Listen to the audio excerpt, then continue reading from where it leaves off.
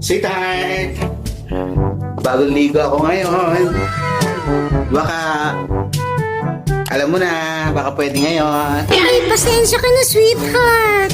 Meron ako ngayon eh. Ano ba naman yan? Sayang naman tong ligo. Bigyan na lang kita ng pera.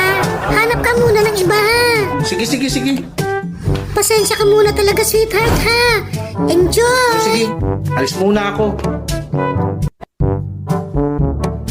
A few moments later. Oh, sweetheart, dito na ako. Oh, ang bilis mo naman. Saan ka ba nakakuha? Eh, yun, nadanan ko si Kumare. What? Siya na laki na usap ko. Ha? Si Kumare? O sige, akin na yung pera. Eh, hindi pwede, binayad ko na sa kanya eh. Ano ka ba? Eh kung si kumpare nga pag pumupunta dito libre. Tapos ikaw magbabayad kay Mare. Putang ina.